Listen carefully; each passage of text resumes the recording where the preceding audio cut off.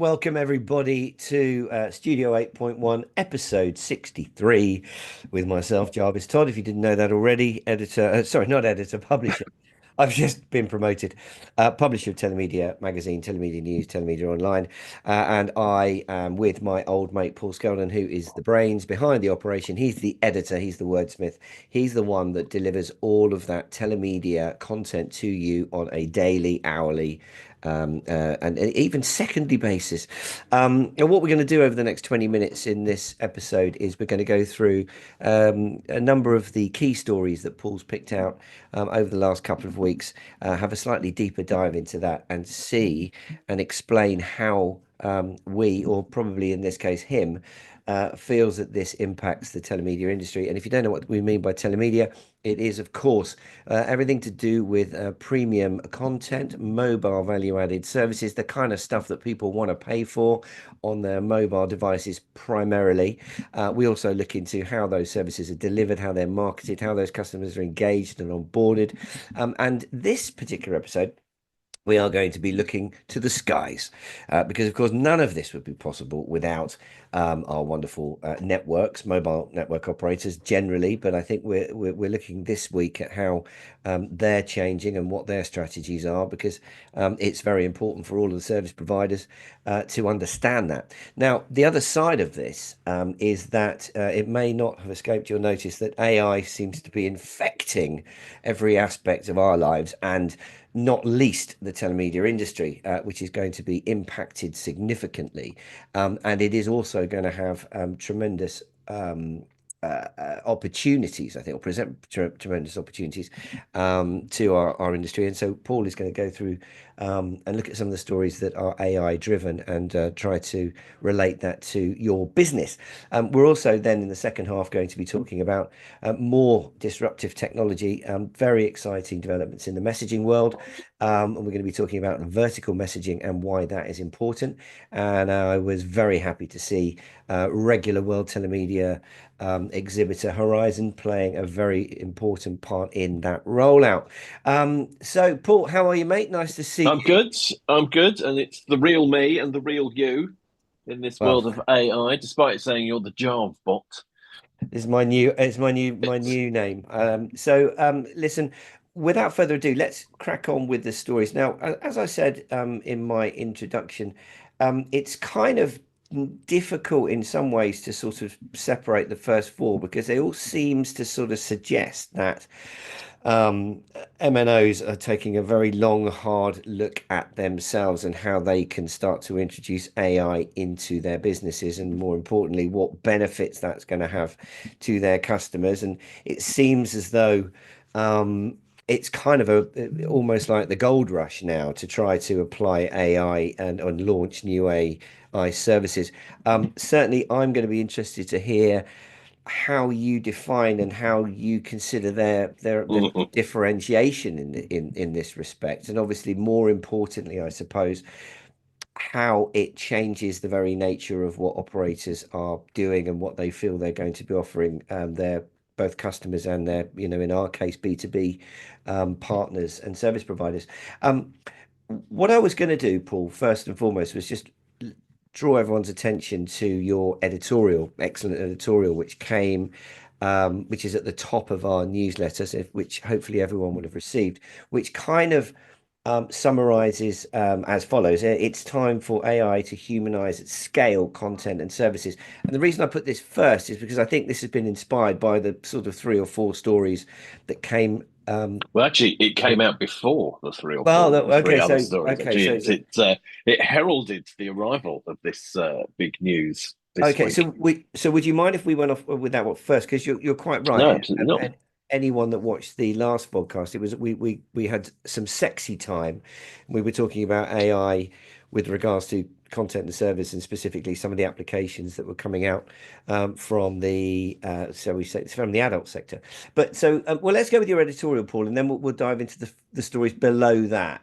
And Paul's editorial read that the AI chatbots have come a long way in a short time, according to the latest app usage data in 2024. And I thought this was really interesting that mentioned that AI downloads were at 17 billion, were 17 billion times um, last year.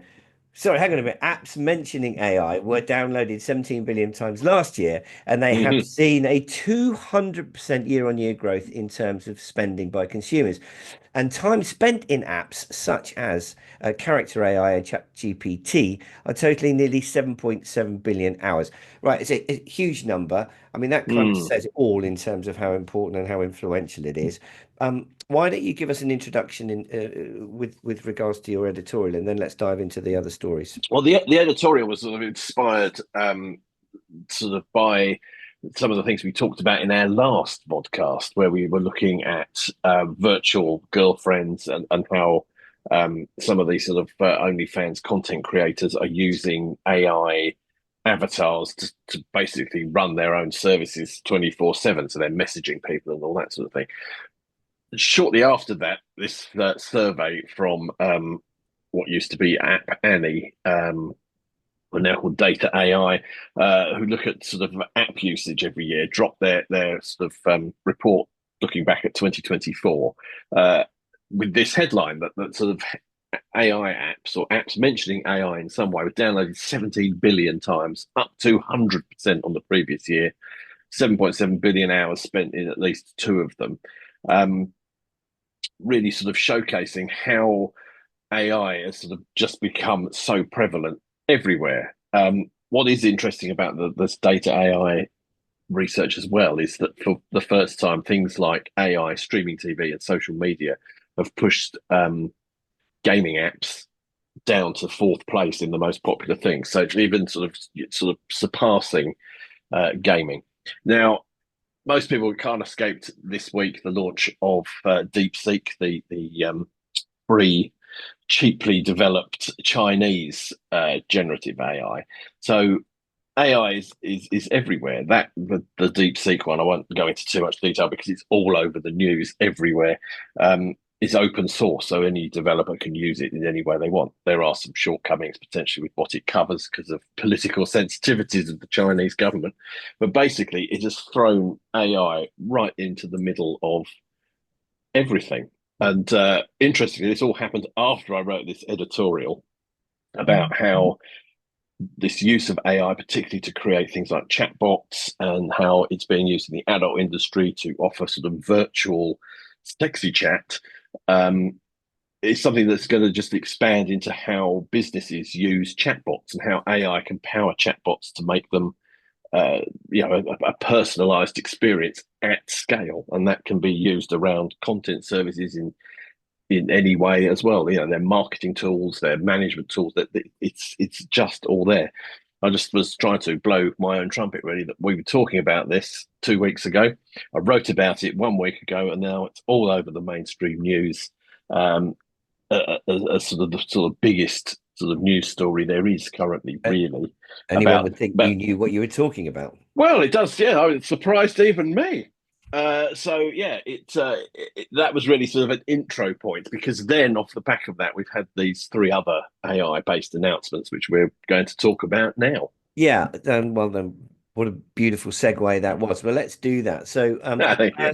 the first of the three AI-driven tales is relating to Telefonica Tech and the launch of their Gen AI platform, which to create customizable virtual assistants. Now, I think probably yeah, let's stick with that first.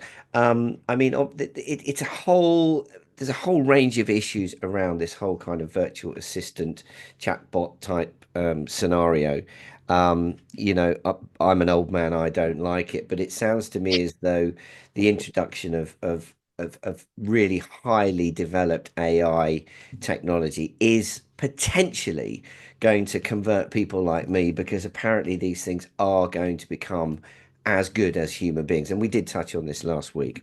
Mm, absolutely, and this first story about Telefonica Tech, which is the sort of tech development arm of Telefonica, the massive pan global mobile operator, is that it's obviously like many tech companies investing in AI. It's creating a platform for anyone, businesses in particular, to create virtual assistants. So this whole idea we were talking about sort of chatbots that are customer service agents or HR agents and all sorts of things like that that we were talking about in the editorial, which we just mentioned, it's now being offered by Telefonica as a service. They've used sort of large language model programming, like all generative AI, to create these chatbots. So, from sort of speculating about how this might take off last week, here we are with a a major product launch from a major telco offering this kind of technology.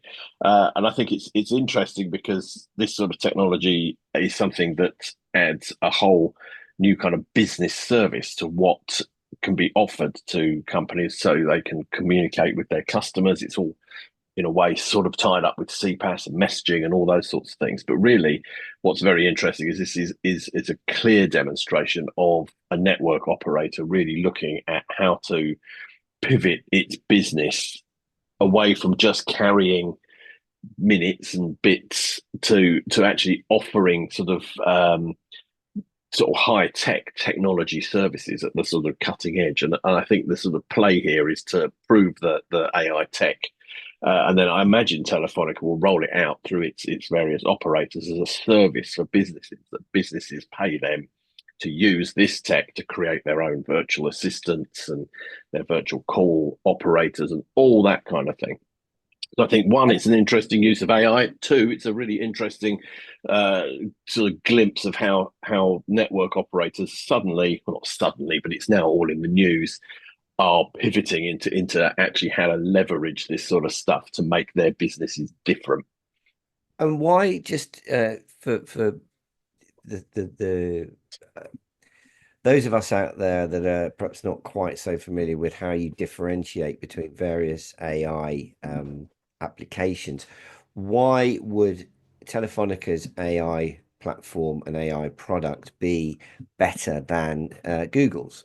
So, how do they see the differentiation? Why do they feel that they have to have their own rather than partnering up with Well, I think they're all trying to do it. I mean, they're all using existing what are known as large language model technology that underpins generative AI. So they probably haven't developed the whole generative AI part themselves. They'll be using someone else's. It doesn't go into details as to who, but I imagine they're using OpenAI's ChatGPT or one of those sort of products, at least as the foundation for it. I think Telefonica's idea is one, it's a land grab. Let's get in on this quick while it's all up for grabs. Second, they already have a lot of business customers because they service them through their sort of telecoms business.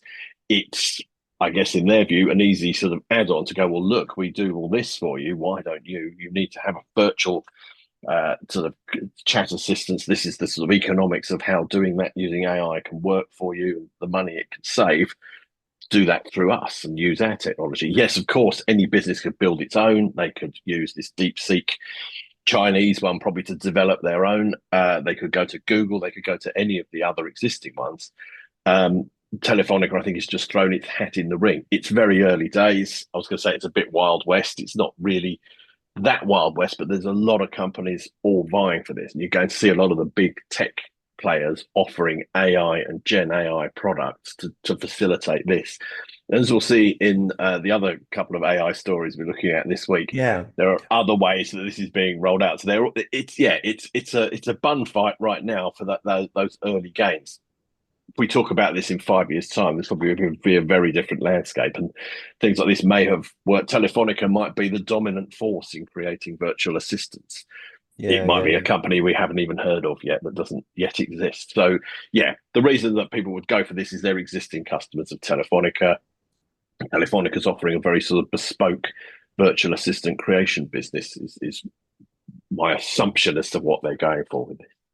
And of course, mobile subscribers tend to be quite loyal to their networks, don't they? So absolutely, yeah. Especially a brand like Telefonica, they do have as we've, in the telemedia industry and as many content providers and service providers will always want to try to partner up with MNOs in order to access those subscriber bases.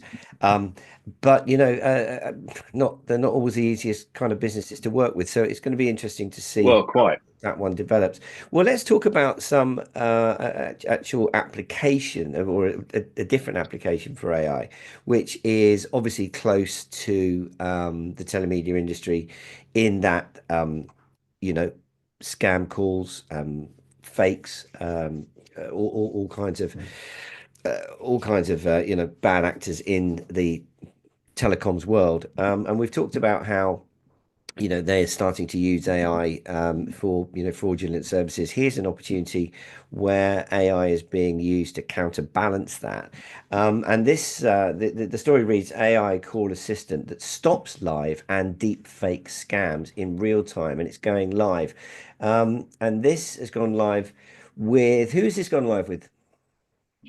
This is an app that's offered by a company called Hire, well, or probably Hire. I think it's meant to be Hire.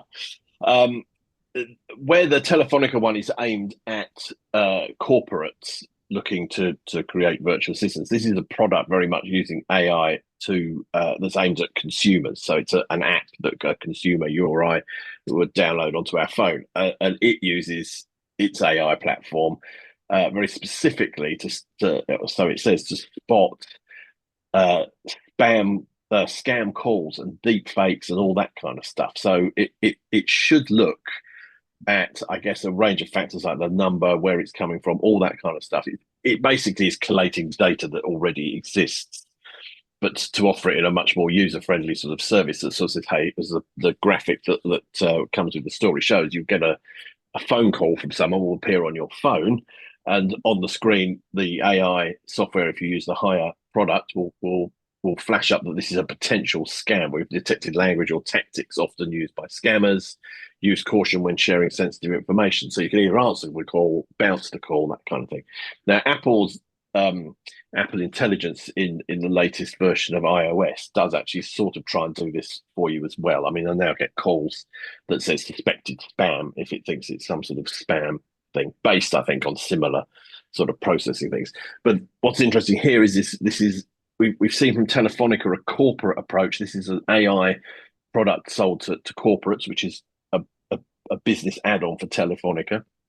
This is a app that's aimed at consumers that leverages AI to spot scams. And of course, scams get increasingly more sophisticated, particularly as they now also use AI to create the fakery and chicanery that lead to it.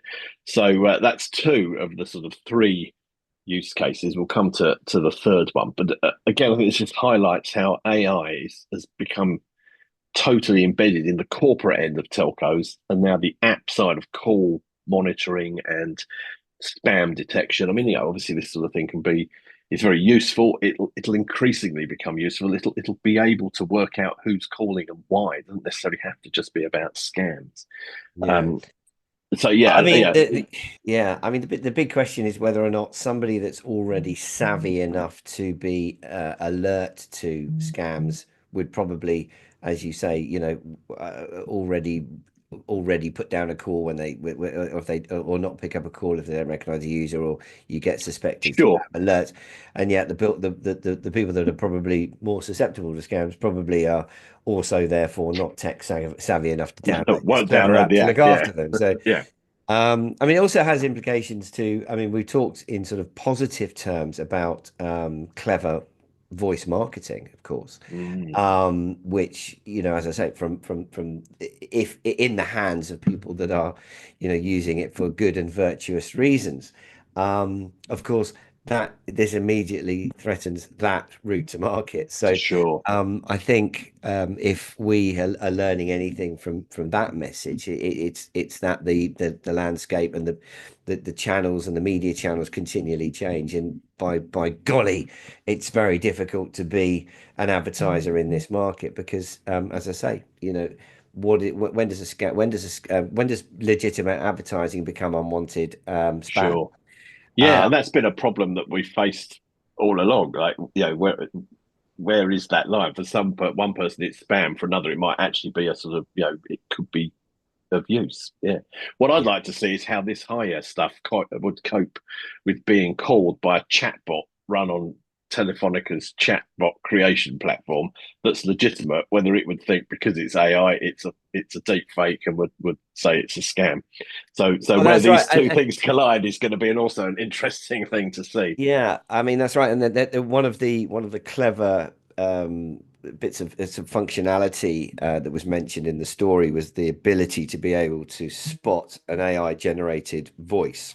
Mm, Now, in the news, not the telemedia news, but in the sort of generic news of the day with regards to, I think Paul McCartney was getting very mm, upset about how his voice is being cloned using AI technology to sing songs that he never sang.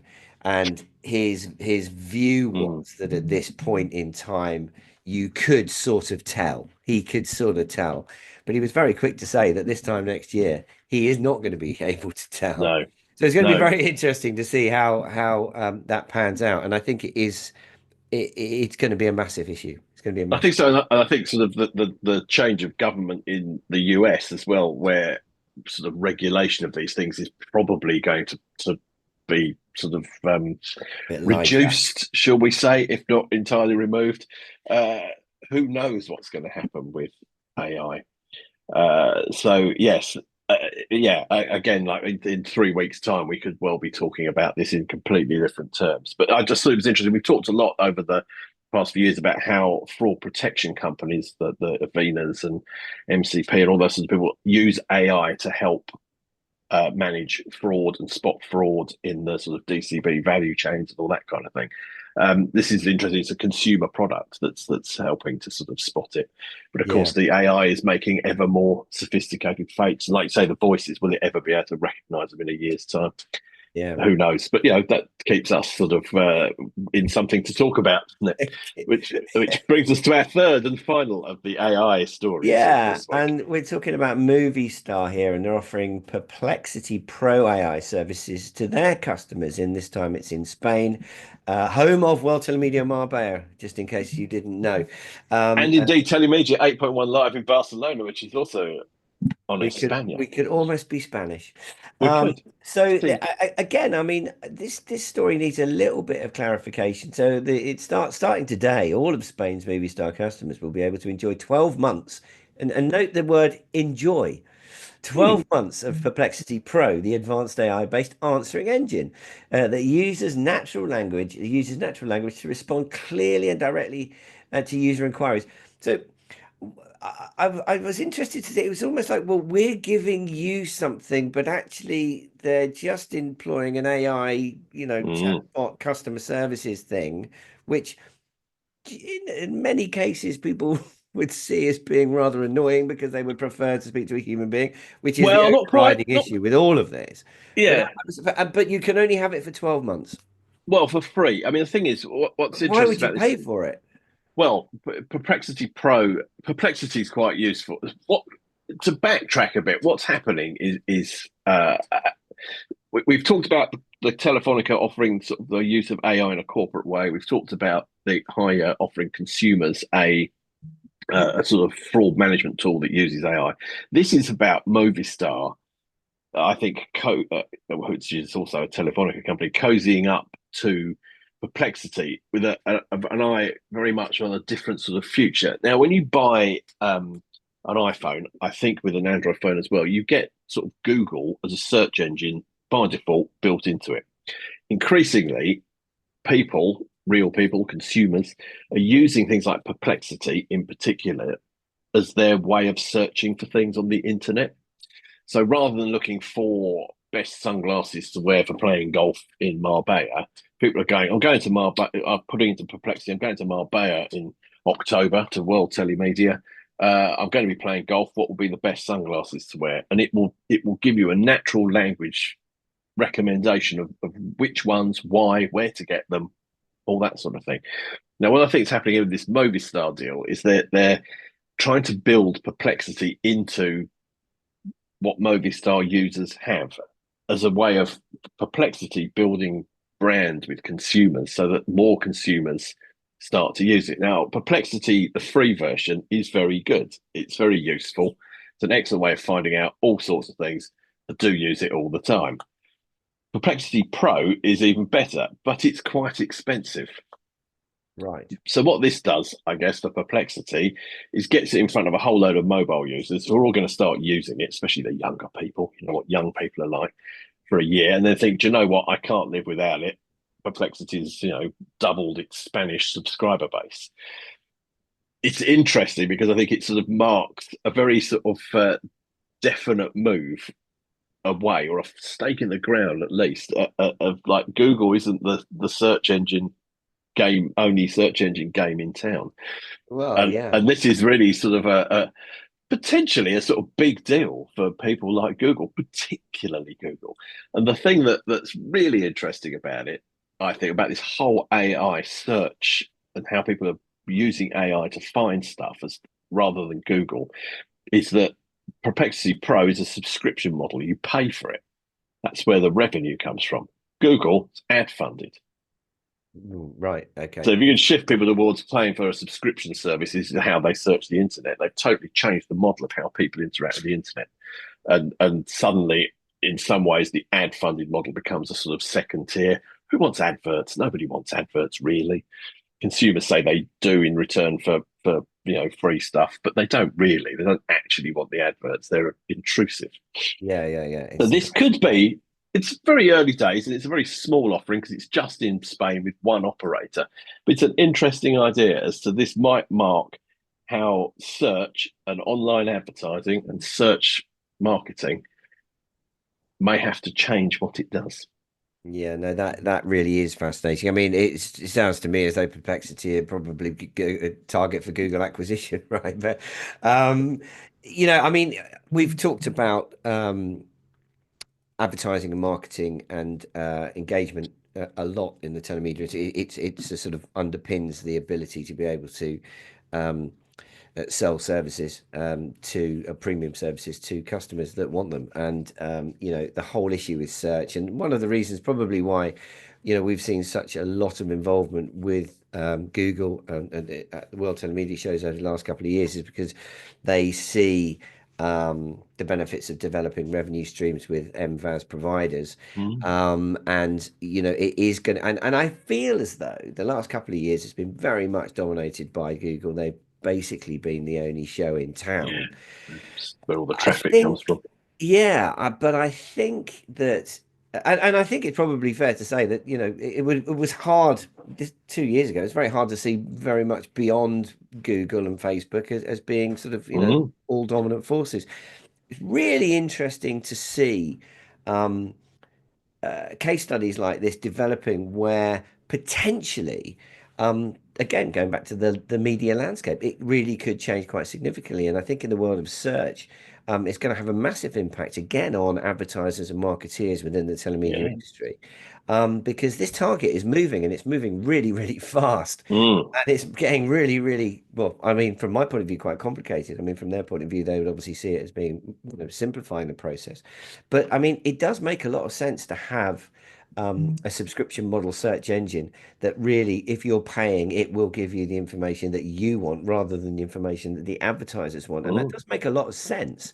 And I feel as though this is something that we're going to see become very important over the next couple of years. I mean, and it's the same with other media channels. For example, not that long ago, we were only talking about Facebook at World Telemedia, and now we're talking and Google, and now we're talking about TikTok. Mm. And there's going to be some interesting Yeah. contributions with regards to TikTok in Dubai, in fact, as being a very important route to market. So, I'm going to put that under watch this space.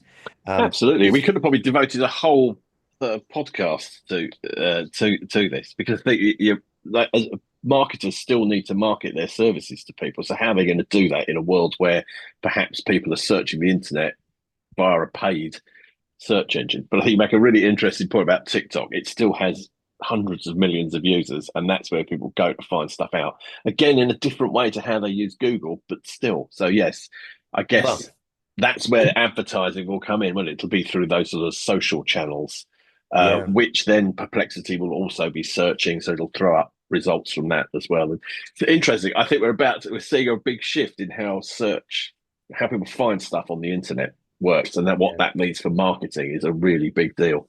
Yeah, no, I agree. And I cast my mind back to a story that we covered um, probably about middle of last year, which was talking about voice search and how that was going Yeah, to be, big, big, yeah, big a resurgence, perhaps, in the importance of voice technology, and I think this is probably coming to fruition now. We haven't got too much more time, Paul, No, so we're no. going to have to just steam into the second half of the session, which is going to be talking about the world of messaging. Obviously, it does relate. Messaging is a vitally important part of the telemedia industry. And we're very happy to see that, as I said earlier, that Horizon are playing a very important part in the world of messaging. And this area too is being disrupted. Oh, yes. Um, so specifically, we want to talk about vertical messaging, which is not an expression or a phrase that I was that familiar with.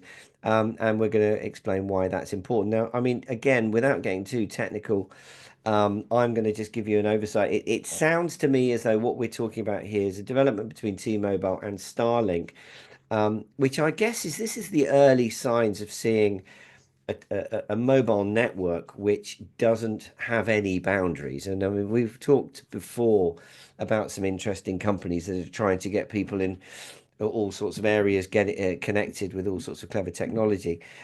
This seems to be a very tangible and very real development in terms of taking some significant steps towards, dare I say it, 100% penetration of Mm. the planet.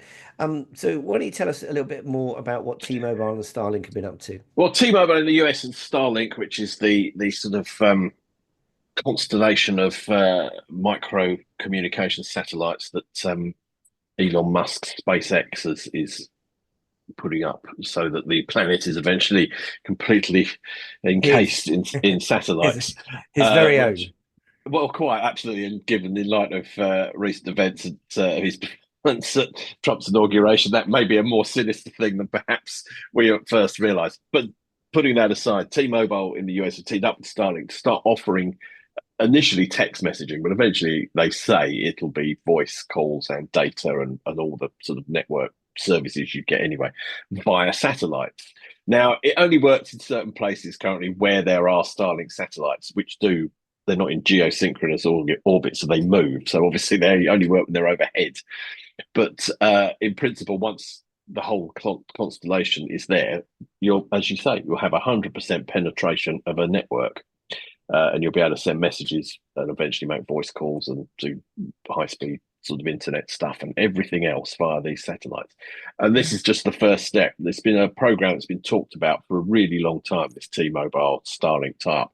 It's finally actually launched a month after the Federal Communications Commission in the US finally said that were allowed to do it. So it's clearly been waiting for them to press the go button. And yeah, it just is a start of how messaging is probably going to evolve. And the interesting sort of opinion piece that our friends at Horizon wrote for us outlines how this is going to be a really big boon for the messaging industry, because it suddenly just makes, once Starlink is everywhere, and one of Starlink's sort of priorities is to sort of connect the unconnected parts of the world, so where there's sort of very low or no connectivity, to sort of break that digital divide, so everybody on planet Earth can join in digitally with everything. And as Horizon rightly points out, this is going to sort of radically increase the size of the messaging market and what can be done with messaging. And as we look at sort of more advanced messaging and sort of how business messaging is evolving, which we'll come to momentarily, this is a huge growth area then for messaging. Makes messaging once again something that was sort of boring. This is as much text as we can do, to something that's now got a whole new audience and a whole new load of technology and a whole new way of distributing messages, and that can become an advertising and marketing medium, as we know, which possibly helps sort of counteract the changes that we might see in search marketing and all that. It's another way of getting kind of services in front of people, is to message them. So yeah, it's the beginning. This satellite communication stuff is the beginning of potentially a sort of massive explosion in how messaging works and how the messaging industry, the opportunities for them and CPaaS providers and all of those sort of people who join us at World Telemedia, who talk about messaging and engagement. This could really be a game changer. Sure. Yeah, no, I agree. And I mean, I think you're talking about, we've seen some wonderful stats about, the size of the market increasing and, consumers being connected, which means that that's consumers that potentially want to buy value-added services. The real kind of sweet spot is to expand that market to everybody and everybody Yeah. and everybody and everywhere, which is, obviously, dependent on connectivity. Um, well, let's just wrap it up by talking about connectivity. In that we've discussed all the exciting business messaging technologies, particularly around RCS and the opportunities therein. There has obviously been an issue in that Apple customers haven't been able to get it. Now that's changed, I think, now with the development between 3UK, VMO2, and they're doing RCS messaging in a deal with Sinch. Hmm. And this is another.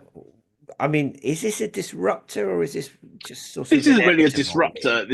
This was just really a story about how the sort of slow but the progress of RCS now that it's on Apple.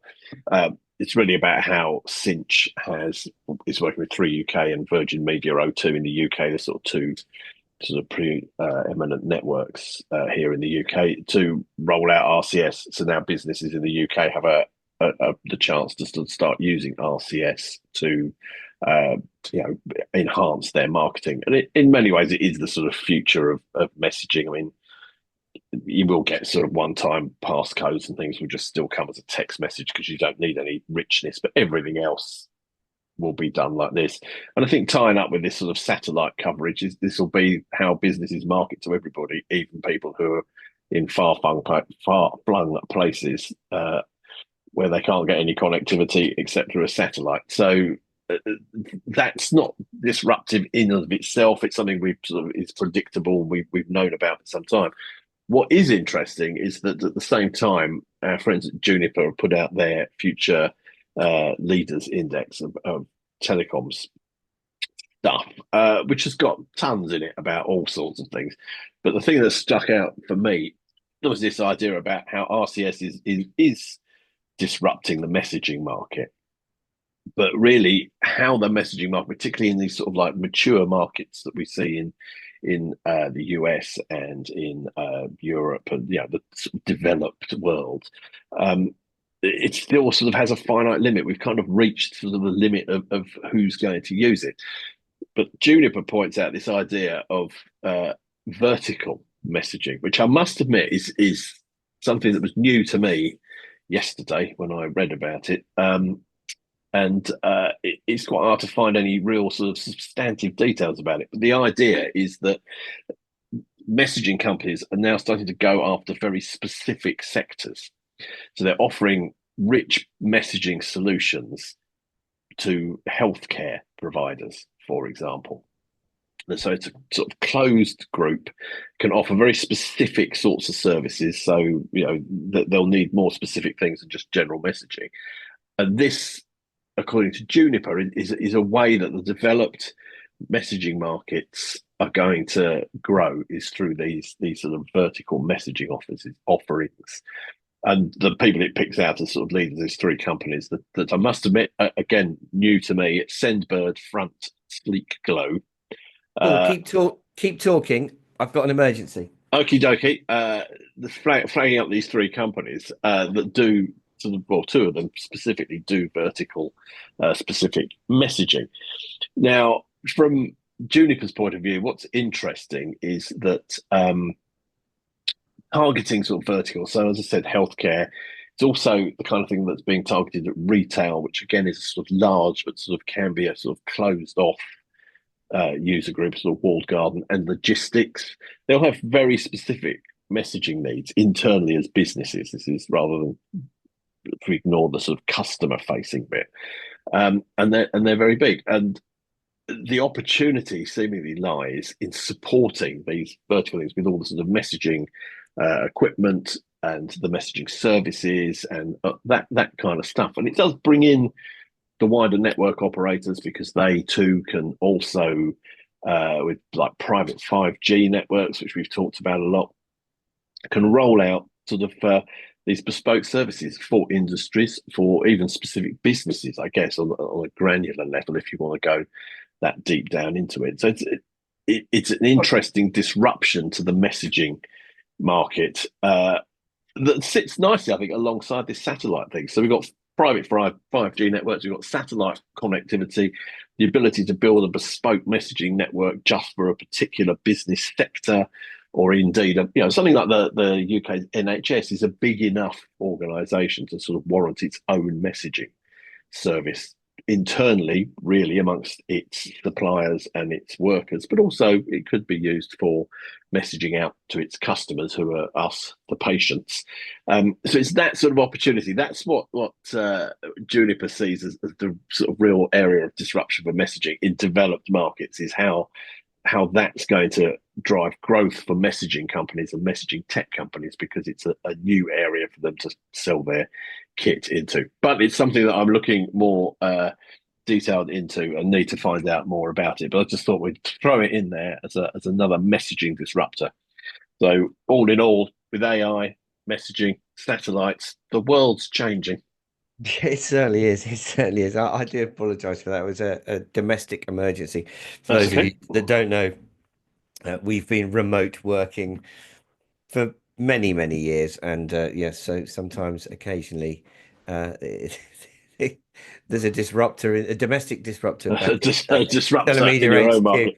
I mean, it's interesting that you talk about. I mean, it's interesting that the idea of sort of I don't know, sort of vertical marketing, or we talk about ecosystems a lot, and the various requirements and structures that make up ecosystems. I mean, to me, it feels like a sort of slightly verbose way of just talking about targeting a sector, and Mm. catering for its unique and specific needs.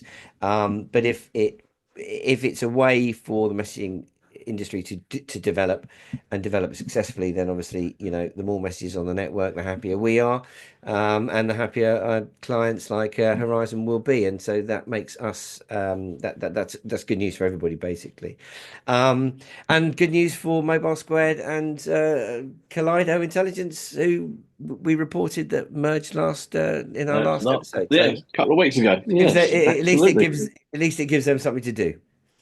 Well, yes, and we want them to have something to do. We Otherwise, they do get want into them to have trouble, something to as do. we know.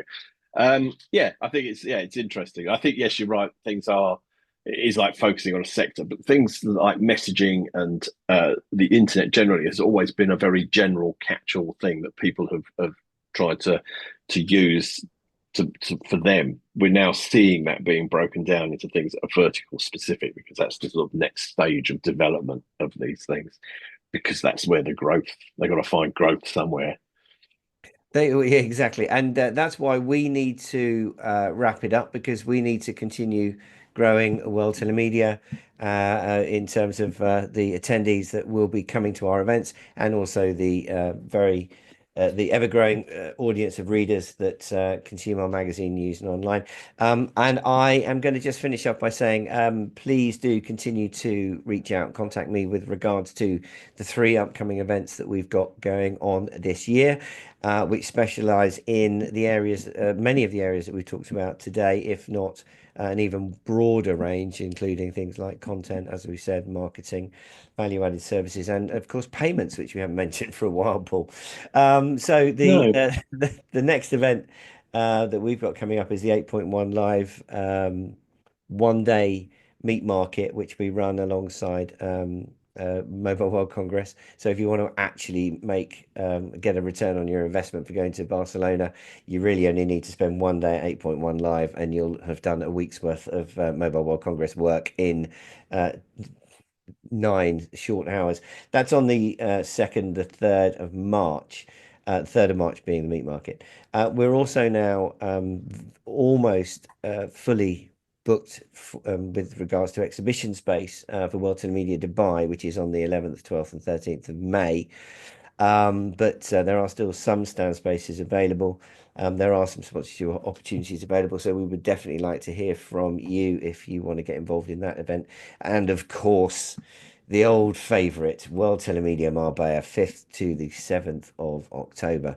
Again, many of our clients are deciding that they want to plan their 2025 in advance. So all three of those events are already, getting very well, very much sold out, I'd say, or close to getting sold out. Well, certainly that's going to be the case.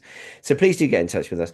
Also, I would say, more interestingly, if you've got a story to tell, please contact Paul or myself with regards to getting involved in the conference. And also, as I say, we want to hear your applications. What are your experiences with AI? How are you deploying it? Where do you see the opportunities? We're your media group and services, and we want to hear from you. So do get in touch. And so we will see you again in 2 weeks' time. And until then, thanks, Paul. Thanks very much. And Absolutely. Well, yeah. thanks everyone Take for care, and watching. yeah, thanks for watching. See you soon. Take it easy. Bye bye.